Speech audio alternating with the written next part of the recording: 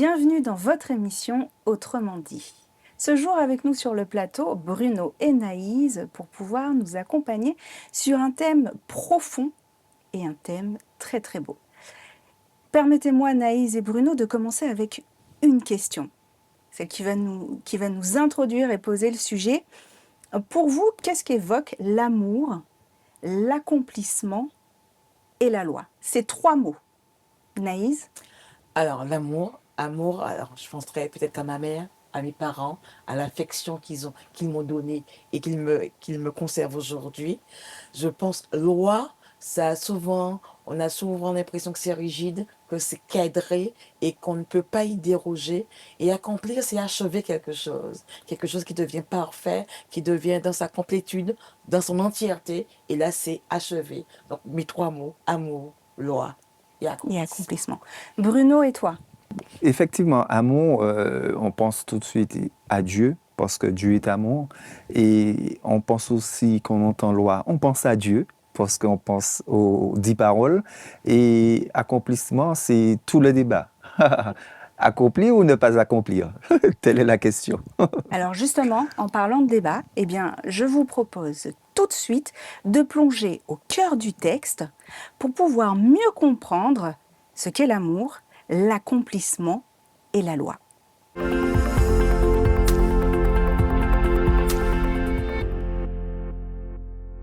On parlait d'amour, d'accomplissement, de la loi, de ce que ça évoque. Bruno, il y a quelque chose qui m'interpelle. Tu nous as dit juste avant que quand tu entends amour, accomplissement et loi, tu penses tout de suite à Dieu. Alors que Naïs, elle nous dit plutôt, eh bien, moi, quand je parle, je pense amour, je pense à, par exemple, ma famille. Quand je parle d'accomplissement, je vais penser à un achèvement. Est-ce qu'on peut réellement lier l'amour à Dieu et à un accomplissement? Oui, tout à fait. Lorsque nous voyons les 10 paroles, les commandements de Dieu que nous retrouvons dans Exode 20, nous voyons que ce sont 10 paroles, mais qui sont liées à l'amour. Quand Dieu dit « tu ne tueras pas », on comprend bien que si on aime, on ne tuera pas. Si on aime quelqu'un, on ne va pas le voler, on ne va pas lui mentir. Et on voit que c'est intimement lié, les commandements de Dieu, à l'amour, en fait. Et dès le premier, il dit « tu aimeras ton Dieu ». On voit que ce sont des commandements qui sont liés à l'amour, à l'affection, à la relation, en fait. Alors, permets-moi d'insister sur un point parce que Naïs nous dit, quand elle entend amour, elle pense à l'amour familial. Est-ce que ça veut dire qu'aimer les autres, eh bien, c'est juste ressentir des émotions positives ou est-ce que ça va plus loin? Et est-ce que l'amour dont on parle aujourd'hui, eh bien, c'est cela ou c'est autre chose? Naïs? Alors, il y a un verset particulier de Romains 13 qui dit « Ne devez rien à personne, sinon de les aimer ». Donc, on voit que le fondement, la solidité, la fermeté reposent réellement sur de l'amour. Alors, il semblerait qu'on puisse dire, on peut devoir de l'argent à quelqu'un, mais l'amour, on, on le lui droit.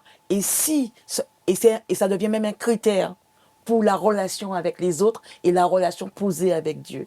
Ce ciment qui veut façonner prouve que non seulement dans mes relations interpersonnelles, ce n'est pas que de l'émotion, parce que l'amour m'engage et m'engage fortement dans mon quotidien, dans ma manière d'agir, dans ma manière d'être avec les autres. Et en exerçant, parce que c'est toujours une expérience, en exerçant tout cela, ce sont des actions, ce n'est plus que de l'émotion.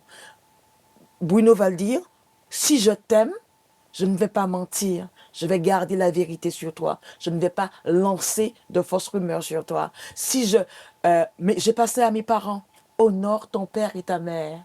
Dans cette relation familiale, fraternelle, je vois les relations établies, mais des relations positives, pas seulement basées sur l'émotion, parce que si je m'écoutais moi, Naïs, aujourd'hui je me suis bien réveillée, ça va aller. Je t'aime, Florine, mais je t'aime beaucoup.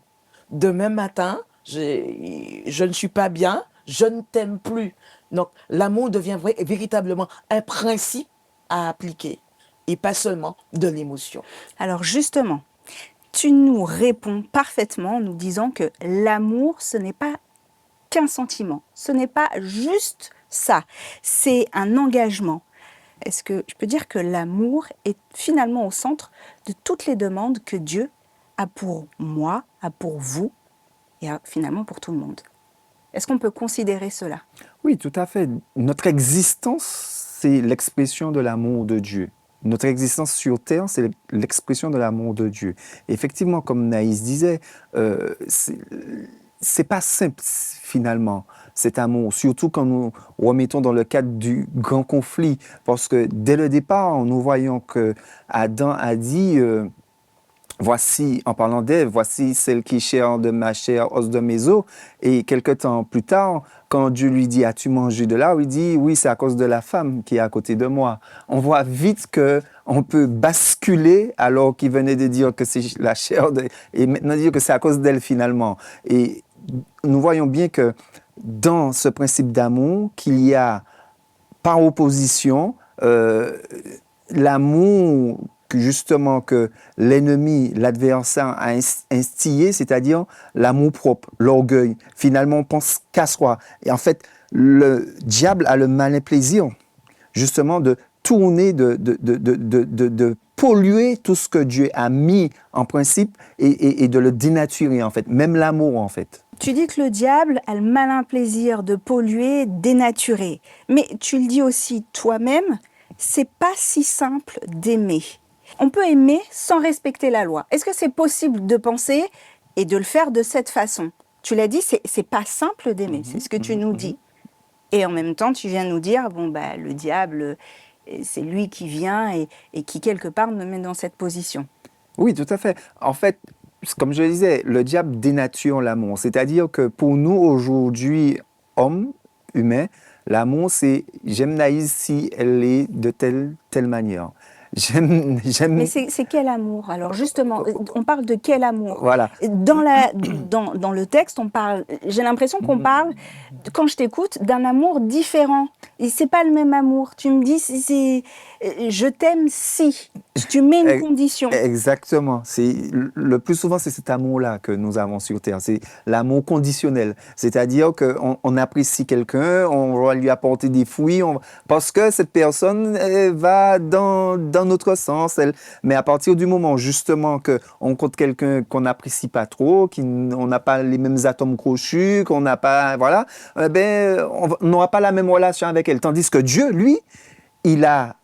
L'amour de Dieu, il est inconditionnel, c'est-à-dire qu'il nous aime tous de la même manière. Maintenant, ça ne veut pas dire que nous répondons tous de la même manière à l'amour de Dieu. Alors que nous, on a un amour différent, conditionnel, en fonction, mais ça c'est de nous. Voilà. Malin. Oui, par la définition du mal et enfin de l'amour, Ouais. qui est plus, ça s'apparente plus à de l'intérêt qu'au véritable amour. Moïse, ce grand homme qui a vécu avec Dieu au chapitre 34 de l'Exode, il voulait tellement voir Dieu parce qu'il aimait tellement sa compagnie. Et quand on aime quelqu'un, on veut le voir. Et Moïse va dire, Dieu va dire, tu peux pas me voir et vivre. Parce qu'avec le péché, tout ce qui s'est passé, tu ne peux pas le faire. Et il va passer devant Moïse. Et voilà comment Moïse va définir Dieu. Il va lui dire, l'Éternel descendit, passa devant lui et s'écria, l'Éternel, l'Éternel, Dieu miséricordieux. Un amour où il y a de la miséricorde dedans, de la compassion, l'amour qui souffre avec l'autre. Lent à la colère, qui ne bondit pas comme moi je bondis sur quelqu'un quand je ne suis pas satisfaite. Riche en bonté et en fidélité, qui conserve son amour jusqu'à 1000 générations, mais qui dit également quand les choses ne sont pas bien faites. Il n'excuse pas le péché. Alors, est-ce qu'on peut aimer sans respecter la loi? Est-ce que c'est possible? Non, on ne peut pas aimer sans respecter la loi. Dieu, et Bruno le disait, c'est pas seulement Dieu nous a créés par amour, Dieu lui-même se définit comme étant naturellement, de sa nature profonde, c'est l'amour, point. Et cet amour va s'appuyer. Et Paul va nous rappeler que, alors que nous étions pécheurs, menteurs, meurtriers, loin de Dieu, Dieu nous a quand même aimés sans qu'il y ait aucun intérêt, mais il va dire, je sais que tu es comme un bébé qui ne sait pas marcher. Donc je vais te donner, je vais t'aiguiller, t'éclairer sur le chemin pour que tu puisses t'accomplir et arriver à cette perfection d'amour. Alors justement, Naïs, tu nous dis que Dieu va nous accompagner parce qu'on est comme un bébé. est tout à fait d'accord. Et d'ailleurs, j'allais te dire, oui, bon, mais ça c'est l'amour de Dieu, mais bon, moi je suis un être humain et donc aimer comme Dieu, je suis pas sûre de pouvoir y arriver. Comment Dieu nous accompagne? Avec quoi? À partir de quoi?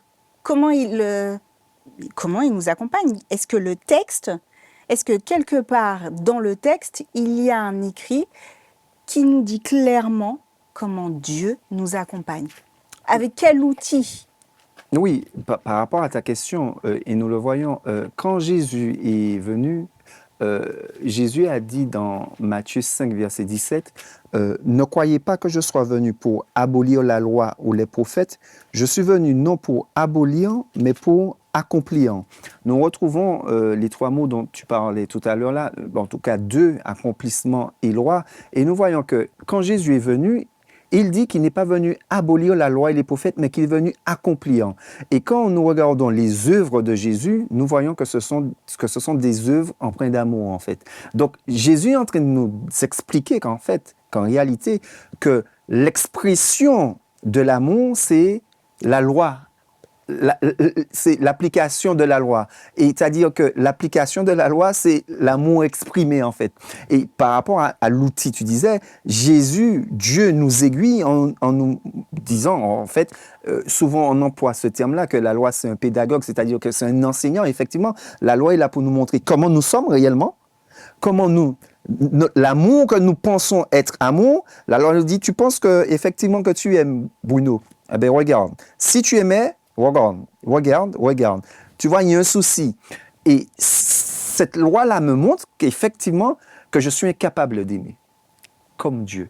Et quand je me rends compte que je ne suis pas capable d'aimer comme Dieu, je dis, Dieu aide-moi. Et c'est là que nous voyons tout l'intérêt de la loi pour me montrer qui je suis, qui Naïs est, qui Florine est, qui nous sommes, tels que nous sommes. Et quand nous voyons qui nous sommes, tels que nous sommes, et pas non avec un petit peu comme on voit aujourd'hui Instagram, les belles photos, etc. Nous nous voyons tels que nous sommes, nous voyons que nous sommes incapables d'aimer comme Dieu. Et à ce moment-là, nous allons à Dieu pour demander à Dieu de faire en nous, en fait. Alors, tu es en train de nous dire que la loi va être le miroir de notre cœur pour pouvoir nous dire, voilà comment on est, ce qui va, ce qui ne va pas. Mais cette loi, on la trouve où?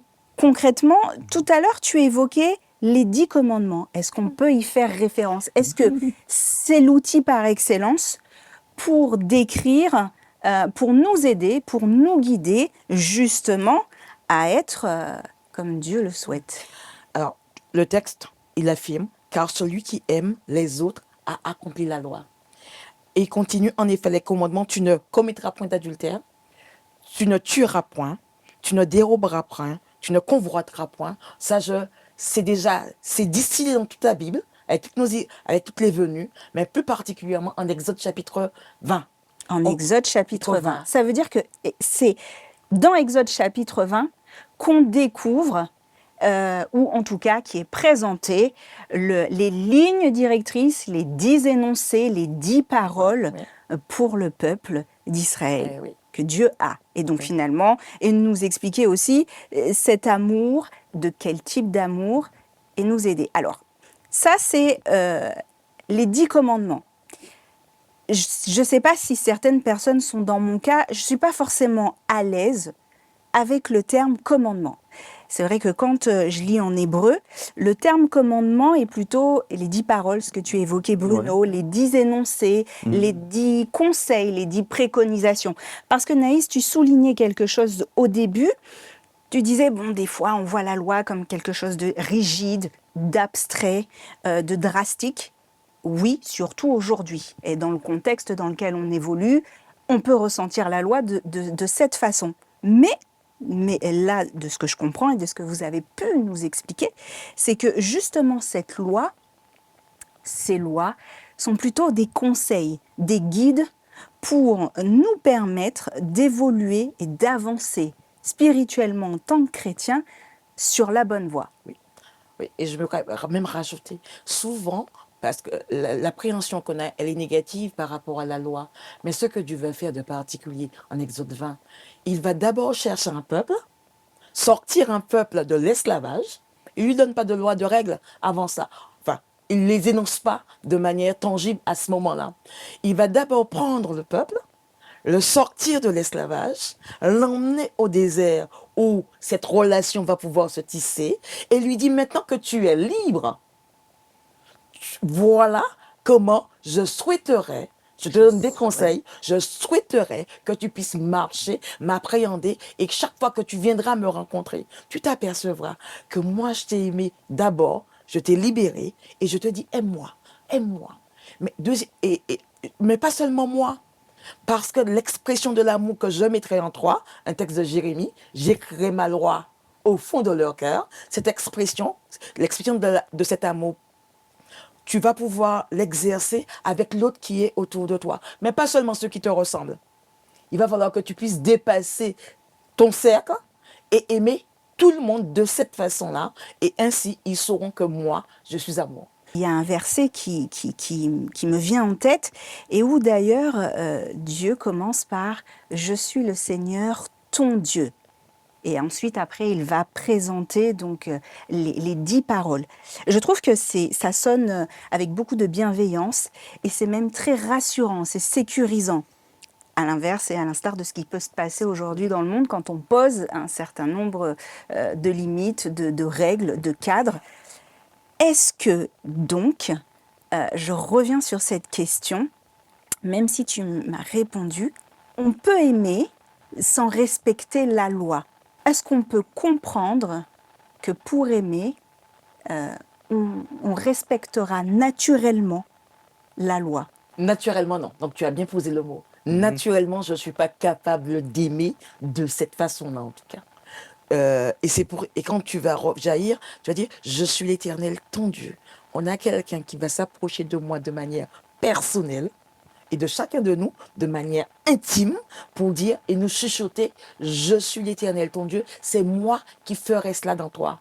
Et cette loi-là, Jérémie chapitre 31, verset 31, je l'inscrirai dorénavant au fond de toi pour que cette expression ne soit plus à l'extérieur de toi et que je l'inscrive directement dans ton cœur pour que tu puisses l'exercer. Donc sans loi, cette loi-là en tout cas, ces 10 paroles, ces 10 conseils, on ne peut pas exprimer l'amour de Dieu. Oui, je voudrais ajouter, le texte de Proverbe 3, verset 7 dit « Ne sois pas sage à tes propres yeux ».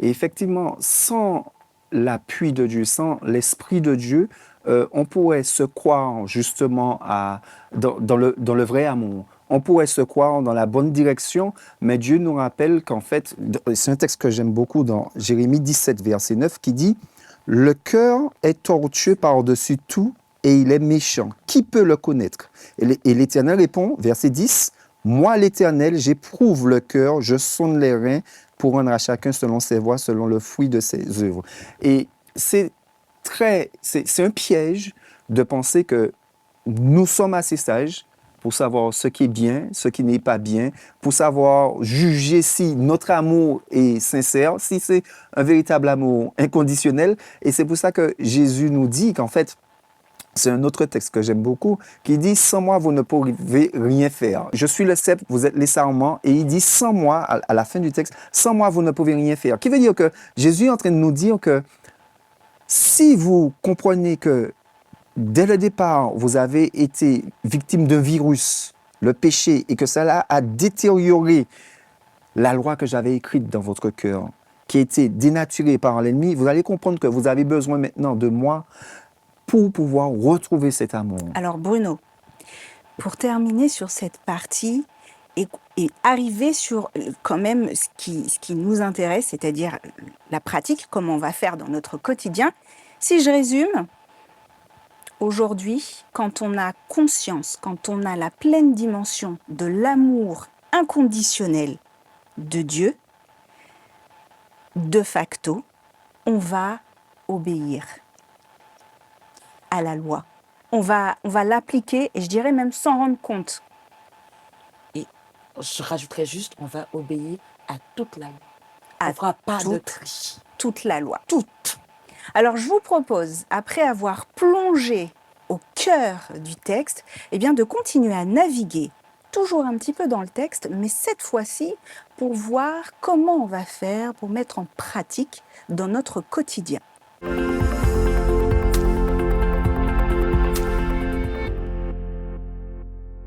Dans notre quotidien, on le voit aujourd'hui, on n'est pas à l'époque de Moïse.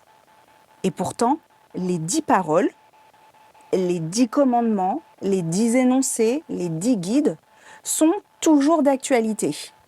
Alors, vous m'avez parlé d'amour inconditionnel, de aussi cette présence du malin qui vient et qui veut nous dérouter, nous garder dans cet amour conditionné, conditionnel.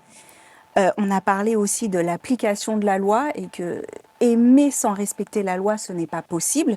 Mais on a beaucoup parlé aussi de cette bienveillance, de l'amour, de la bonté, de la miséricorde de Dieu pour nous. Ça, c'est ce que nous disent les textes. Mais concrètement, aujourd'hui, comment on fait? Et j'ai une question qui va reprendre ce que tu disais, Bruno. Eh bien, j'apprécie Naïs parce que Naïs, elle a toujours été polie, toujours été correcte avec moi. Donc, je lui apporte des oranges. Mais pour X ou Y, Naïs, demain, elle oublie de te dire bonjour et tu décides que tu ne lui apporteras plus d'oranges. Comment on fait concrètement dans sa vie de tous les jours? Pour l'être humain, est-ce que c'est possible? Est-ce qu'il a la capacité d'aimer comme Dieu lui demande, mais surtout en tout temps? Oui, en fait, c'est une belle question. Tout à l'heure, tu disais, effectivement, quand tu reprenais, tu disais que on ne peut pas aimer sans respecter la loi. En réalité, on ne peut même pas dire cette phrase-là. Je vais t'expliquer pourquoi. En fait, parce que Jésus lui-même le dit, il dit que l'amour, c'est l'expression de la loi. Donc, ça veut dire que si on ne respecte pas la loi, au final du compte, c'est qu'on n'a pas l'amour, en fait. C'est qu'on n'a pas l'amour. Parce qu'en fait, l'amour, c'est l'expression de la loi. Les dix paroles, c'est l'expression de l'amour. Et l'amour, en fait, c'est la loi. La base, voilà. La meilleure idée, c'est l'esprit. Souvent, nous disons qu'il y a la loi et l'esprit de la loi. Au terme humain. Mais en fait, il y a la loi de Dieu et l'esprit de la loi de Dieu, c'est l'amour en fait. Donc si nous n'avons pas l'amour de Dieu, nous n'allons pas pouvoir effectivement accomplir la loi. Et c'est pour ça que le jeune homme riche, quand il vient vers Jésus, il dit, j'ai fait ci, j'ai fait ça, j'ai fait ci, j'ai fait ça, et j'ai tout fait. Jésus lui dit, as-tu fait les commandements? Il dit, j'ai fait ça dès ma jeunesse. Et Jésus lui dit, il te manque une chose. Et nous, et cette question, cette réponse de Jésus nous permet de comprendre que c'est pas une question de checklist, comme Naïs disait, c'est-à-dire qu'on va dire, bon, je fais ci, je fais ça, bon, je me porte pas trop bien, je suis pas trop mal quand même. Je fais ça, bon, je fais pas ça. On fait un peu de convenance. Voilà, exactement. Et Jésus nous dit non, que si nous sommes conduits par l'Esprit, la loi, elle n'existe même plus pour nous, en fait. Elle n'existe même plus pour nous, parce que justement, ça devient naturel. Alors, justement, les 10 commandements, les 10 paroles, quand on les lit, tu ne tueras point, tu ne voleras point, et j'ai la sensation, j'ai l'impression, et il va falloir que vous m'aidiez, que cet outil est divisé en 2 parties. Il y a une première partie qui concernerait notre relation, notre amour, comment aimer selon la demande de Dieu, avec Dieu et pour Dieu. Et une seconde partie qui a l'air de décrire les relations, comment je dois mener mes relations humaines avec et pour les autres. Donc en fait, on parle d'un amour, mais amour avec Dieu et pour Dieu, et d'un côté, amour avec les autres. Ça peut faire beaucoup. Comment on fait dans la vie de tous les jours? Parce que très souvent, on va se dire, bon, oui, moi j'aime Dieu, je suis chrétien, Oui, je tout suis à fait. chrétienne, donc j'aime Dieu. Et même sans forcément être chrétien ou chrétienne, eh bien, certaines personnes disent, oui, j'aime Dieu. Et pourtant, très souvent, on a tendance à oublier cette deuxième partie de cet outil, qui est, oui, mais on doit aussi aimer, s'aimer les uns les autres, aimer les autres. On est souvent très focalisé sur notre relation avec Dieu. Alors, en posant la question de manière concrète, Naïs, comment toi tu exerces cet amour au quotidien et comment ça se passe? Alors, je crois que la première chose que dont j'ai pris conscience, il a fallu que j'en prenne conscience, c'est que naturellement, rien ne vient de moi. Donc, je fais un diagnostic en me disant, je suis malade. Quand on est malade, il faut forcément aller voir le médecin. Quand je vais voir le médecin, celui par excellence que la Bible m'a révélé, c'est Dieu. Et quand j'y vais, il va, cette loi qui est là, ben juste me dire, mais ma fille, tu as fait ça. Regarde. Parce qu'elle va d'abord commencer par, comme un bébé, me dire, voilà, tu as menti, tu as volé. Oui, mais toi, tu as cette connaissance. Si on ne l'a pas, comment on fait? Romain va le dire naturellement. Les hommes qu'on croit être sans loi l'ont quand même parce que Dieu l'a donné à chacun. C'est pas parce qu'on la voit qu'écrite, parce qu'elle l'aura écrite. D'accord? Elle va me permettre de me dire, voilà, c'est le miroir. Naïs t'a menti, t'a volé dans les premiers temps pour juste un petit tuteur pour pouvoir passer.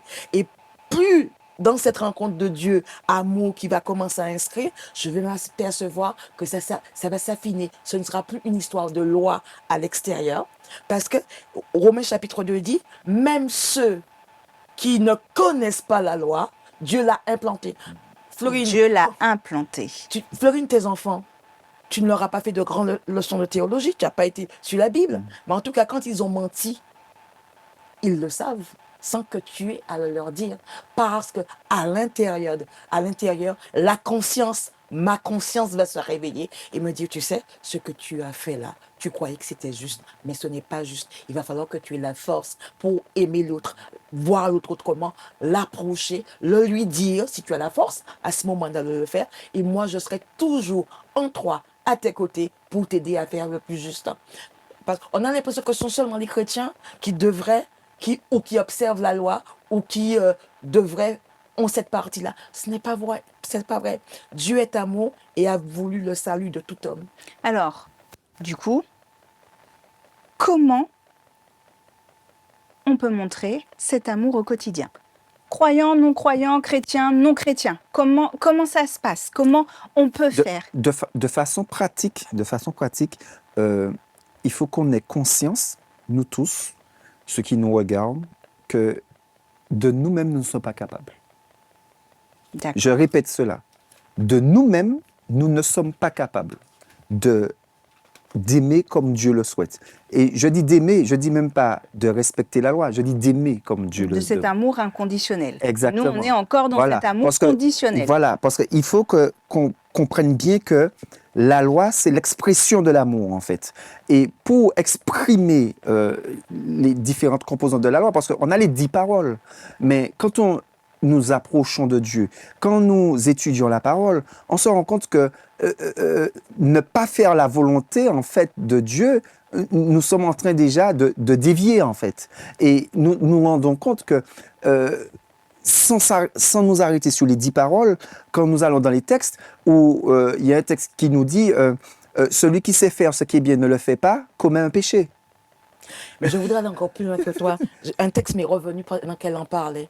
Vous vous souvenez de l'épisode dans Matthieu chapitre 25, où les hommes s'approchent de Jésus et lui disent mais à quel moment t'avons-nous servi? À quel moment avons-nous aimé? À quel moment avons-nous obéi à cette loi inscrite dans nos cœurs? Et il va leur répondre, car j'ai eu faim et vous m'avez donné à manger. J'ai eu soif et vous m'avez donné à boire. J'étais nu, j'étais vêtu, j'étais en prison. Donc il y a des actions qui vont sortir par l'action parce qu'on est nourri par Dieu. Je veux souligner que ce n'est pas inscrit dans les 10 commandements. Tu vas donner à manger, tu vas donner à boire, tu vas... Et c'est là qu'on doit toucher du doigt que nous avons besoin de l'Esprit de Dieu pour que cet amour puisse s'exprimer. Parce que quand on habille quelqu'un, quand on donne à boire à quelqu'un, quand on donne à manger, c'est l'expression de l'amour. Si on le fait en se disant, bon, c'est une checklist, bon, il faut que je fasse ci, voilà, il faut que je fasse ça, il faut que je fasse ça, nous sommes perdus en fait. Ce que Dieu nous demande, et sans, comme tu dis, forcément se concentrer sur tu ne feras point. Il y a des choses qu'on fera, oui, de manière innée, mais de manière naturelle, parce que oui. Et pour aller, Naïs a pris Matthieu 25, mais dans Matthieu 7, il y en a d'autres qui disent nous avons chassé des démons en ton nom, nous avons fait plein de miracles, nous avons fait ci, nous avons fait ça en ton nom, Seigneur. Et Dieu va répondre, je ne vous ai point connu. Ça nous montre bien, ça nous fait toucher du doigt que l'amour doit s'exprimer de façon naturelle et qu'on ne doit pas être dicté par des œuvres qu'on doit faire ou ne pas faire, en fait. C'est vraiment l'Esprit de Dieu, d'ailleurs, je cite Galates 5, verset 22, qui dit que le fruit de l'Esprit, c'est la paix, la joie, l'amour, etc. Et le texte dit bien le fruit de l'Esprit. Il ne dit pas le fruit de Naïs. Il ne dit pas le fruit de Bruno, il ne dit pas le fruit de Florine, il dit le fruit de l'esprit. Donc si c'est le fruit de l'esprit qui a la joie, la paix, la patience, l'amour et la bénignité, toutes ces choses-là, ça doit bien me faire comprendre que l'esprit doit habiter en moi. Alors, juste pour conclure, est-ce qu'on peut légitimement dire et penser que l'amour est la clé non seulement pour comprendre ce que Dieu attend de nous, pour entendre ce que Dieu attend de nous, pour pouvoir obéir à ce que Dieu nous demande, mais aussi pour vivre une vie riche et pleine de sens. Très rapidement, en quelques mots, Naïs. Oui, on pourrait, la question est posée de manière positive, donc on pourrait le dire, l'amour est vraiment clé et base. Au moment du péché, les hommes vont avoir peur parce qu'ils se sont séparés de Dieu. Et quand cette parole de réconciliation va arriver, pour qu'on redevienne complet, parce qu'il semblerait qu'on soit fêlé, qu'on redevienne complet, cet amour est indispensable aujourd'hui et je devrais, moi, pouvoir l'expérimenter, l'exprimer pour que les autres qui sont autour ne disent pas qu'elle est en train de coucher, qu'elle le fait par intérêt, mais que simplement, c'est sa nature. Bruno? Tout à fait, j'abonde complètement comme Naïs et effectivement, il est essentiel que nous puissions comprendre que sans Dieu, nous n'y arriverons pas. Et c'est pour ça que nous devons chercher constamment, chaque jour, à chercher cette connexion avec Jésus afin que son esprit puisse travailler notre cœur, justement, former notre cœur pour que nous ayons les sentiments qui sont en Jésus-Christ. Chers téléspectateurs, vous l'avez compris, cherchez Dieu. Vous comprendrez son amour. Vous pourrez obéir sans même vous en rendre compte, parce que l'amour, c'est la clé de toutes les demandes que Dieu a pour nous, pour pouvoir vivre une vie riche comme il l'entend pour nous. À très bientôt.